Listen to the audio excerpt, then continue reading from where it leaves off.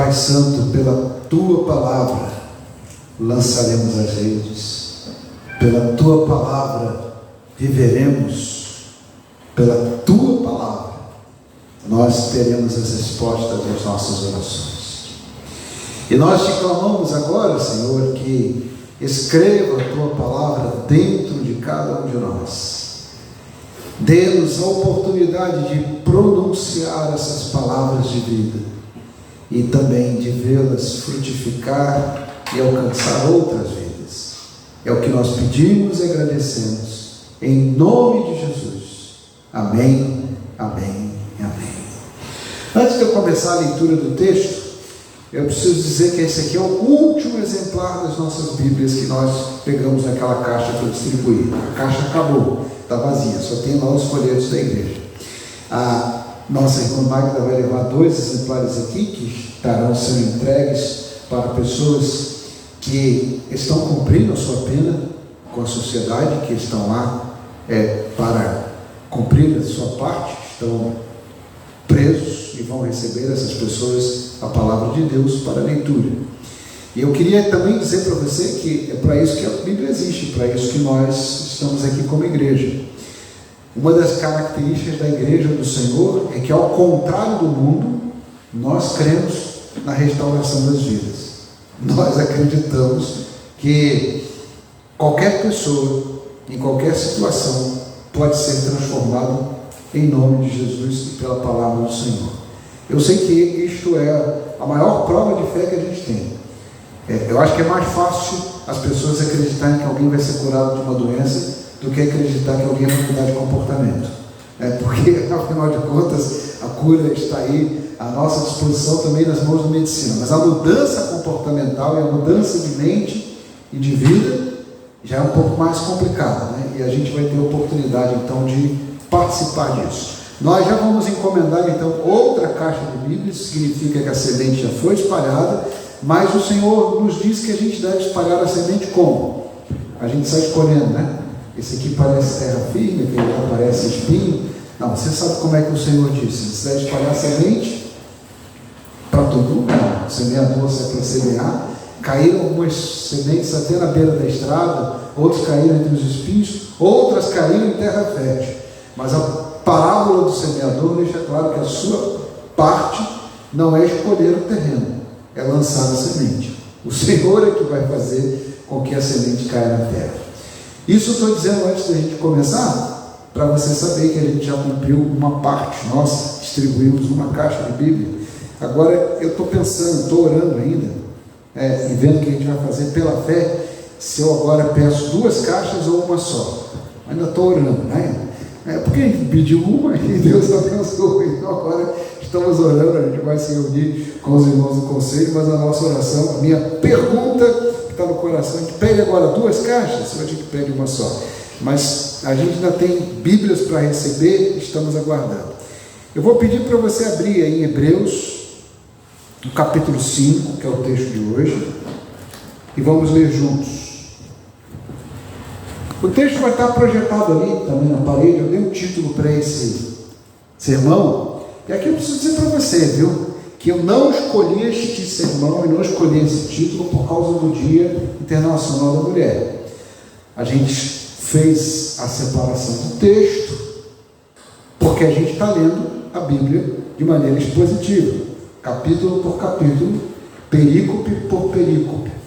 E aí caiu para este dia em Hebreus capítulo 5, versos de 11 a 14, caiu para este dia esse texto que fala que alguns precisam de um desmame espiritual. Acho que todas as mulheres sabem o que eu estou dizendo, e todos os homens sabem também, porque todos nós já tivemos a experiência de estar diante das nossas mães lactantes. Eu acho que você sabe que as lactantes têm direito à amamentação dos seus filhos, e este é um direito conquistado pelas mulheres. E não somente isto, mas em nós que acreditamos no Deus Criador e acreditamos em Cristo Salvador, nós não imaginamos uma possibilidade em que as mulheres sejam proibidas de amamentar. Mas eu queria que você soubesse que, embora isso esteja na lei e esteja também na Escritura, ainda existem lugares no mundo e ainda existem empresas e pessoas que não apoiam a amamentação infantil. A própria OMS nos dá números que são alarmantes, dizendo que a amamentação infantil, ela impede a morte prematura de crianças. Talvez você não saiba porquê, mas uma das primeiras causas é diarreia, porque a criança recebe outra coisa, não, a leite materno, recebe às vezes água, recebe suco, e aí ela morre de desinteria, de diarreia por conta disto. Não somente isso, mas também a amamentação infantil, estou fazendo propaganda da amamentação antes de ler o texto. A amamentação infantil também ajuda a prevenir aí as infecções respiratórias. E por último, aí eu acho que isso explica muitas pessoas que aqui estão, que são inteligentes, a amamentação infantil, ela estimula a inteligência da criança. Então, já fiz a propaganda da amamentação infantil, agora eu vou ao texto, para dizer para você que você não precisa continuar no leite, que é preciso fazer um desmame. Precisa sim, que olha só.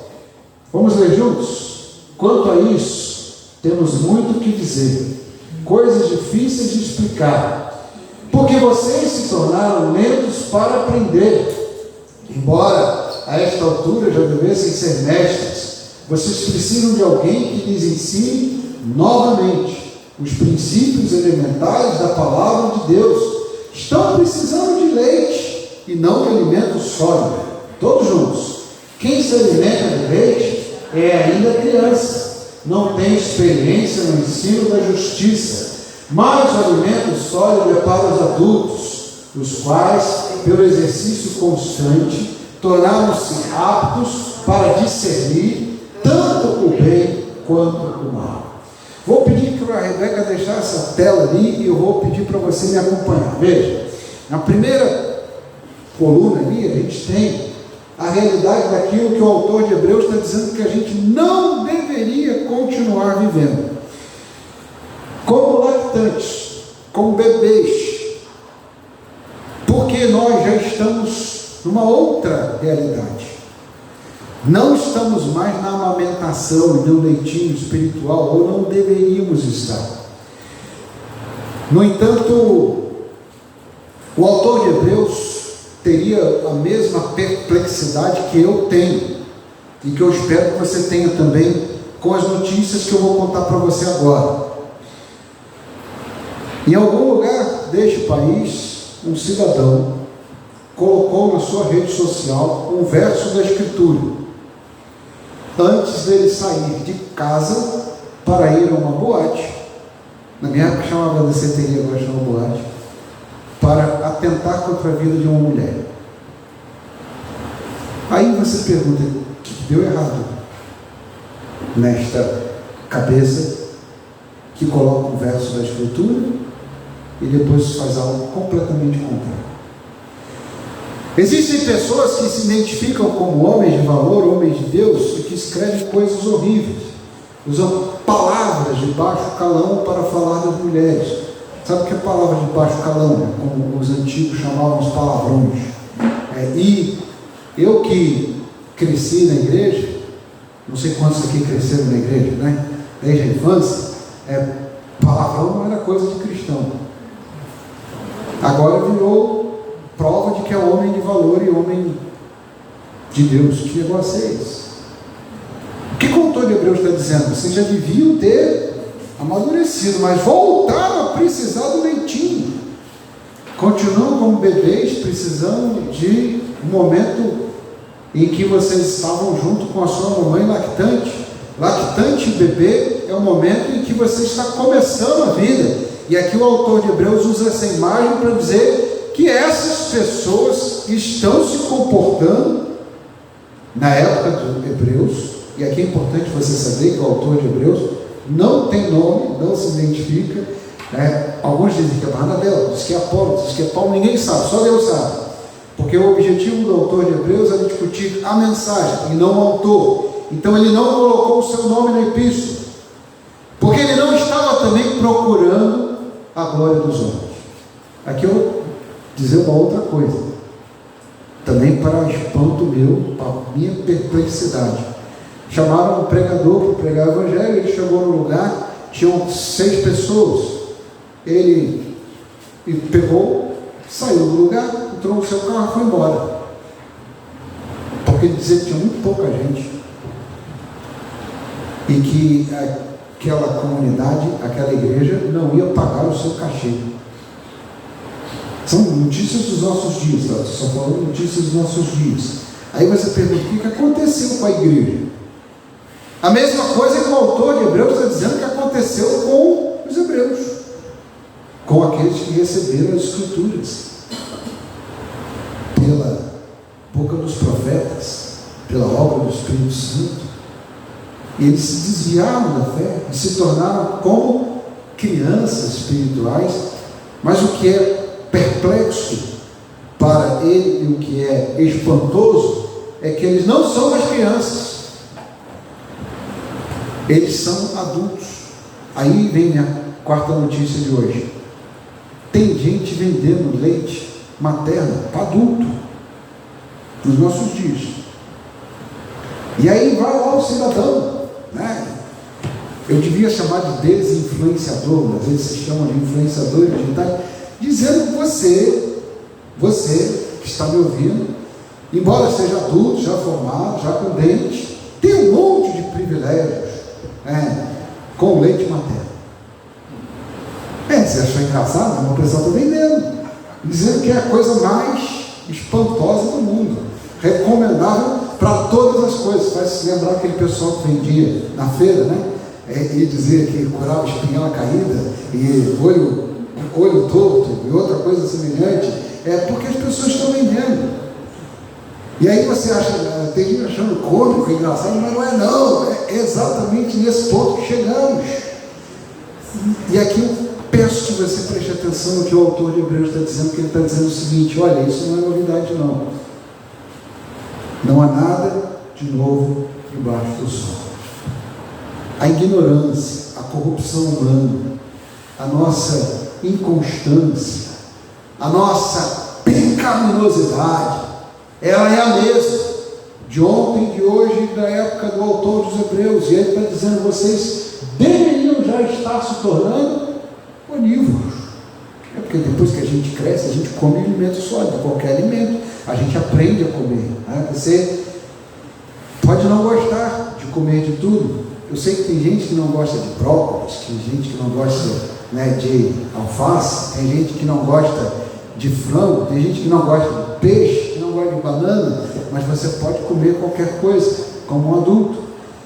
E aqui eu lembro para você o que o texto bíblico está dizendo. Por que ele está dizendo que você pode ser um onívoro espiritual e não mais um bebê? Porque você pode, volta a página aqui, você pode se tornar apto, a última linha ali, apto para discernir tanto o bem como o mal. As pessoas estão inaptas para discernir o que é o bem e o mal, exatamente porque elas se acostumaram com o leitinho, ou também, talvez, porque elas estejam já grandes, voltando para alguma coisa que é engano. E aqui eu vou fazer um parênteses, viu? Embora eu tenha falado do que as redes sociais estão falando, preciso dizer para você que todo ser humano adulto precisa de muito alimento. Não entre nessa história de achar que você pode ficar se alimentando de leite materno. Leite materno é para criança até 2 anos, 3 anos. Depois disso, a própria criança precisa de mais coisa. E você também, adulto, precisa de uma alimentação, como é que a gente diz? Balanceada, né? Que não tenha só uma coisa. Se dependesse de mim, eu comeria só picanha e peixe. Mas não posso, né? Os médicos dizem que não pode, né? Que a gente tem, aliás, tem uma coisa chamada picanha do mar, que é a tainha, que é uma maravilha, né? Então, se você não conhece as duas coisas, você não gosta, né? Tem gente que não gosta, mas com a cabeça assim, então, não se preocupe, você pode comer de tudo. Assim como a gente pode discernir. O que a Bíblia diz que você tem que fazer? Você tem que ter discernimento. você tem que saber discernir o bem e o mal. Você precisa crescer espiritualmente. Quem não cresce fica ali nos princípios elementares. E os princípios elementares são: Jesus salva você da morte e tem a vida eterna. Isso é elementar. Mas você não pode viver só nos princípios elementares. Você precisa do ensino da justiça.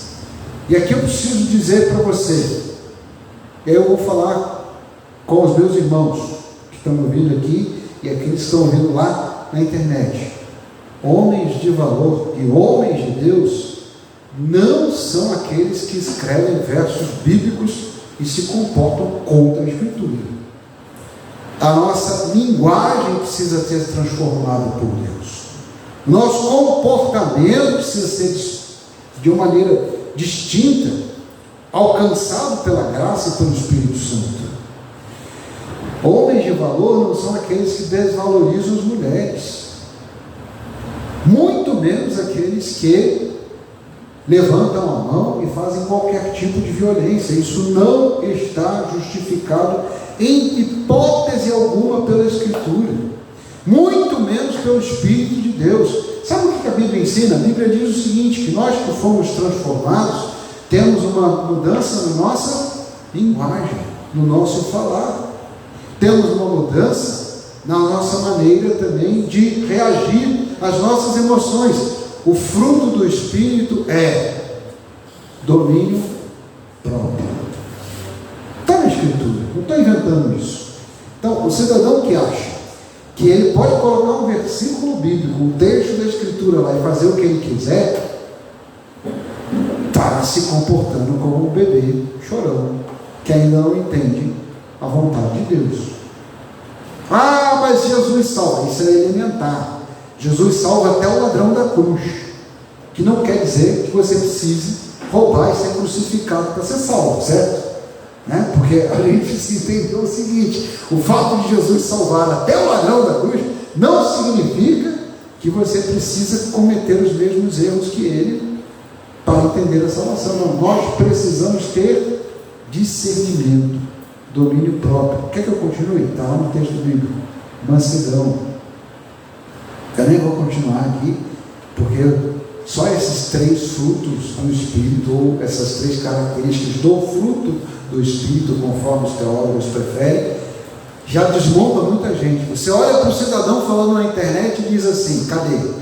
Domínio próprio, mansidão, discernimento. Não tem. Que espécie de espírito servem aqueles que são imaturos? A Bíblia diz: não são do Espírito de Deus, porque o Espírito de Deus dá maturidade.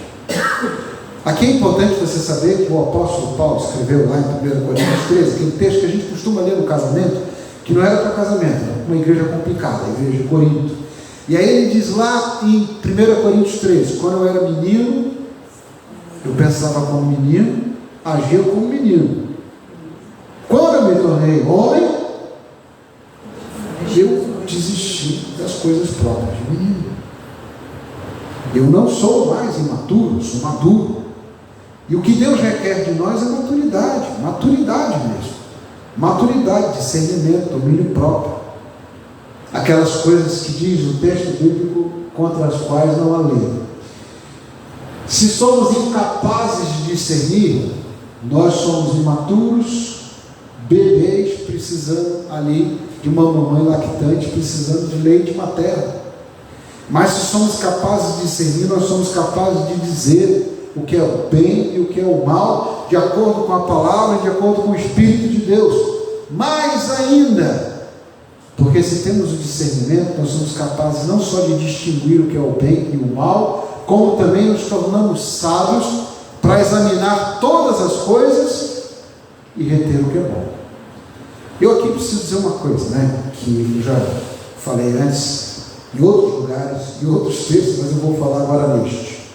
Algumas pessoas dizem que bem ou mal é uma coisa relativa. C.S. Lewis tem um livro chamado Abolição do Homem. Anota aí que é fácil de você gravar, Abolição do Homem, em que ele pega várias religiões do mundo antigo e várias obras de textos sagrados, em que ele conclui que bem e mal não são coisas relativas.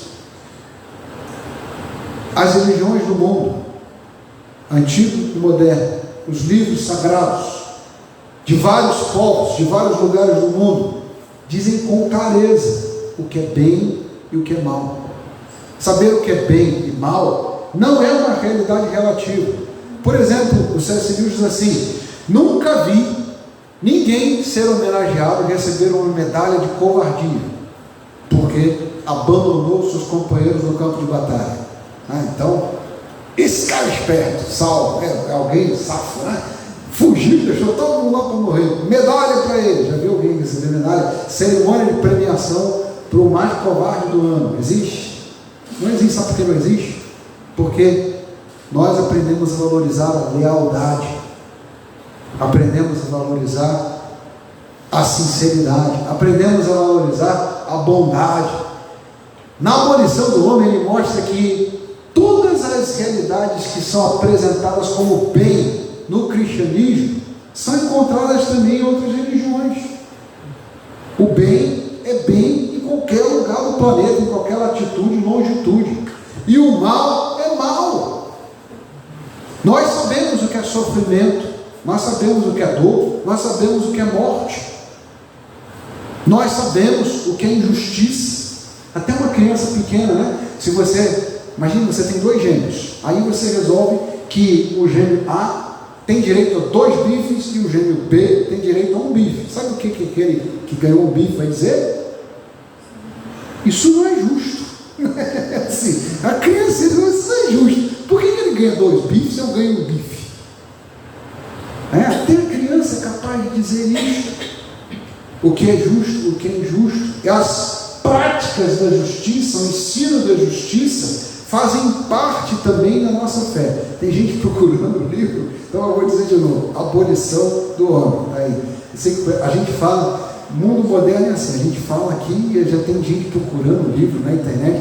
O autor é o C.S. Lewis, aquele mesmo das Crônicas de Nárnia, que a gente conhece por causa das Crônicas de Nárnia. E na abolição do homem ele faz uma comparação entre as verdades e a justiça e aquelas virtudes que são apresentadas como virtudes no cristianismo, mas que não são só do cristianismo, estão também em outras religiões, em outros livros antigos. Ele faz uma tabela ali, comparando a pesquisa que ele mesmo fez, vendo vários textos, olhando várias palavras de sabedoria. Ele chega à conclusão que bondade é bondade em qualquer lugar do planeta, justiça é justiça em qualquer lugar do planeta.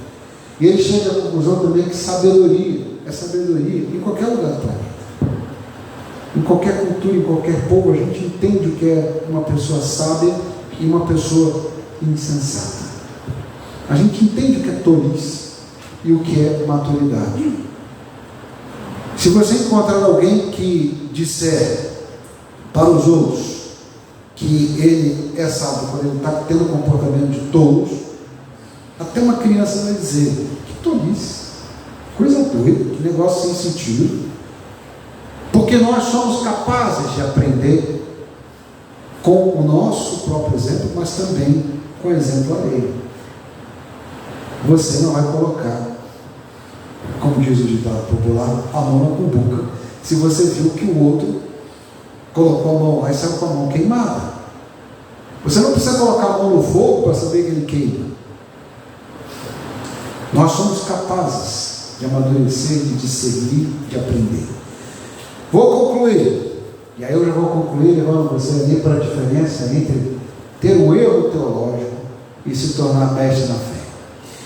Eu falei do C.S. Lewis, falei de tanta gente, mas eu vou agora falar para você de algo que a gente tem falado na escola bíblica dominical. Hoje, nos nossos dias, qualquer pessoa esbarra num erro teológico e chama o outro de herege. Herege, apóstata. Calma lá, gente. Erro teológico não é a mesma coisa que heresia, não é a mesma coisa que apostasia. Um erro teológico é apenas uma criancice, uma imaturidade, uma falta de sabedoria. Por exemplo, alguns acham que os homens não deveriam entrar na igreja de bermuda. e que as mulheres não deveriam usar calça comprida. Alguns acham que os homens não deveriam ter barba, outros acham que os homens deveriam ter barba. Então, aí entra uma confusão teológica e entra uma discussão teológica que abre espaço para erros teológicos. Para você não ficar na dúvida, eu vou dizer para você o que a Bíblia diz. A Bíblia diz que Deus não faz acepção de pessoas. Então, não importa se você está de bermuda ou não está, se tem calça comprida, se tem saia, se tem barba ou não tem barba, Deus não faz acepção de pessoas. Deus não faz aquilo que nós fazemos, que é olhar segundo a aparência humana. Do livro de Samuel, aquele filho de Ana, que a gente viu agora há pouco, nós lemos lá que Samuel foi encontrar com os filhos de Jessé, não o Jessé aqui na Bíblia, o Jessé lá da Bíblia, da casa de Judá. E quando Jessé apresentou Davi, Samuel olhou e disse assim: só isso, né? Tem nada. Então tem um filho melhor que esse aí que se apresentou. E o texto é claro para dizer que Samuel desprezou o que ele viu. E o que o Senhor falou para Samuel? Acho que a igreja sabe, né?